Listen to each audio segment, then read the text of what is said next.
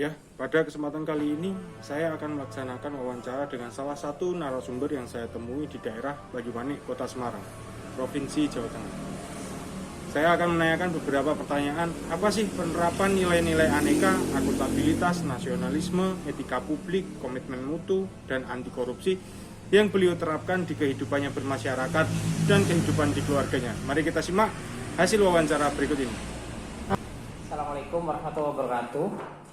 Saya Mustari, alamat di Gria Payung Asri, Kafling 98, Kelurahan Pudak Payung, Kecamatan Banyumanik, Kota Semarang. Sekarang saya sudah bersama dengan Pak Mustari. Saya akan melaksanakan wawancara, Bapak, Siap. terkait dengan nilai-nilai yang Bapak terapkan sesuai dengan nilai-nilai dasar aneka yang diterapkan dalam kehidupan berkeluarga dan bermasyarakat. Pertanyaan pertama, Bapak, kira-kira bagaimana Bapak sebagai kepala keluarga dalam mendidik anak dan istri untuk dapat selalu bertanggung jawab?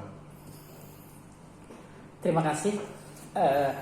Kebetulan saya mempunyai anak 3, kebetulan laki-laki semua. 1 sudah menginjak remaja, 2 masih SD, dan 1-nya masih kecil. Dalam keluarga tentunya harus ada nilai-nilai apa yang saya terapkan untuk istri maupun anak saya. Dalam hal ini salah satu yang terpenting adalah nilai kejujuran dan tanggung jawab dalam hal tugas sehari-hari di rumah. Contoh, apabila kita ngasih uang jajan kepada anak ataupun uang belanja kepada istri, biasanya istri alhamdulillah meskipun tidak disuruh, istri langsung cerita kepada saya kalau pas pulang kerja atau malam mau tidur, Mas ini habis ini, oh ya udah, kalau saya percaya sama istri saya, sehingga istri saya akan memberikan tanggapan yang positif dan mengalir, sehingga nggak ada masalah dalam keluarga, khususnya dalam hal keseharian, dalam hal belanja, pengeluaran dan sebagainya. Begitu pula kepada anak. Anak kita ngasih uang jajan setiap hari dengan nilai tertentu, dan alhamdulillah anak saya tidak melampaui batas. Masalah uang jajan kita kasih 10-20 ribu, ternyata masih bisa juga ada tabungan untuk itu. Yang kedua, untuk tugas-tugas di rumah tentunya. Contoh, kebetulan kalau habis makan langsung anak saya bertanggung jawab langsung nyuci piring sendiri. Ya itulah kebiasaan sehari-hari. Dilalah istri gantian tugas, kalau ngepel biasanya anak ngambilin air dan sebagainya. Jadi itu kesinambungan nilai-nilai yang saya tanamkan, masalah tanggung jawab dan kejujuran di rumah tangga. Terima kasih, Mas. Pasti sebagai seorang kepala keluarga, Bapak sangat berharap agar anak-anak Bapak bisa berguna bagi nusa, bangsa dan agama. Nah, bagaimana harapan Bapak agar anak-anak ini bisa berguna bagi nusa, bangsa dan agama dan bisa menanamkan jiwa nasionalisme anak sejak dini? Terima kasih, Mas. Dalam keseharian, kebetulan sejak dulu waktu saya masih kecil, saya senang baca-baca buku sejarah, tentu sejarah perjuangan bangsa kita. Kalau sebelum tidur aja saya sering dongeng tentang cerita-cerita pahlawan, cerita tentang bagaimana perjalanan sang proklamator, Dwi Tunggal Soekarno-Hatta, atau cerita Pangeran Diponegoro, atau cerita-cerita pahlawan yang lain, yang secara tidak langsung anak saya bisa, dulu seperti itu toh perjuangan para pendiri bangsa kita. Disitulah nanti tertanam nilai-nilai bahwa nasionalisme itu penting ke depannya.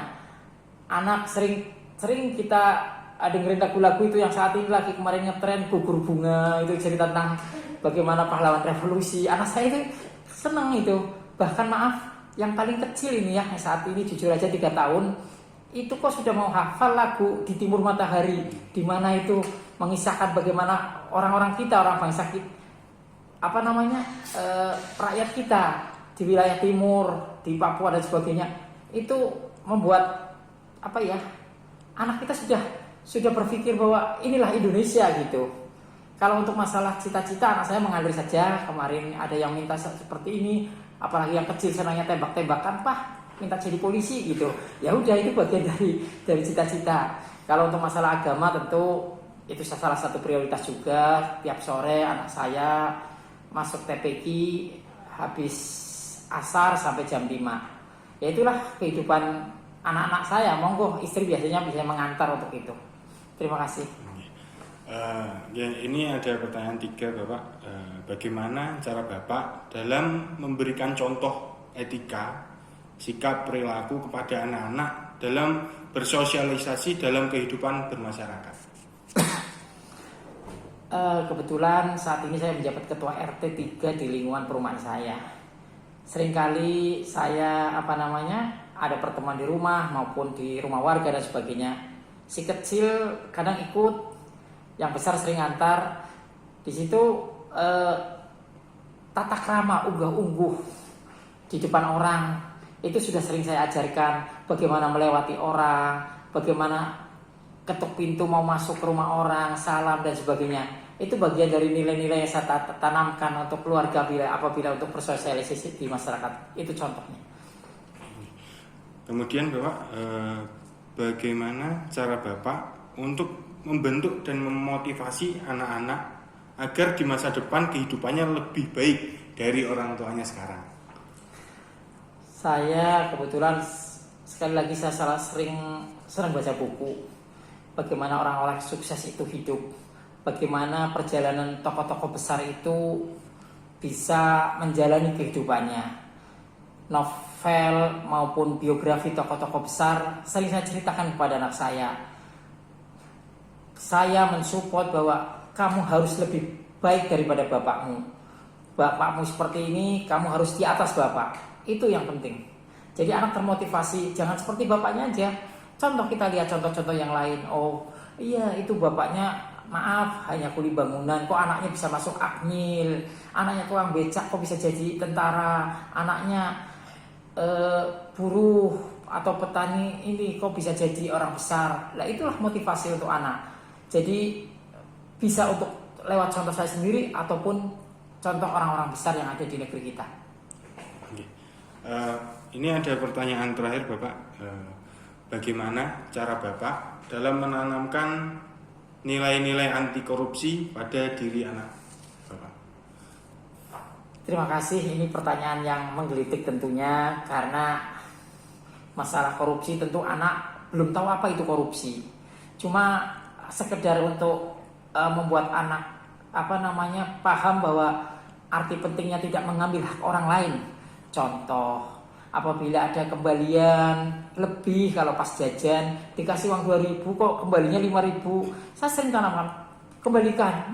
Meskipun anak lu senang ini, tapi ternyata saya beritahukan, kembalikan. Maaf, nemu uang di jalan kemarin beberapa waktu mau sholat, ini uang siapa? Ya udah, kita tanya pada anak-anak yang ini, anak-anak yang lewat. Biasanya di lingkungan perumahan kan hanya segelintir orang. Anak-anak biasanya pada mau pulang haji atau apa, ternyata diumumin, ternyata ada yang merasa kehilangan. Hal-hal itulah kecil, atau disuruh sedikit beli belanjaan di warung tetangga, pokoknya kembalinya sekian, dilalah kok ya juga dikembalikan. Itulah penanaman nilai korupsi yang paling minim di keluarga. Jadi nggak terlalu muluk-muluk, tapi kebiasaan kita di rumah tangga saya tanamkan hal-hal itu. Terima kasih. Baik Pak Mustari, terima kasih atas perkenan waktunya, sudah tanya jawab terkait dengan penerapan nilai-nilai di keluarga Bapak.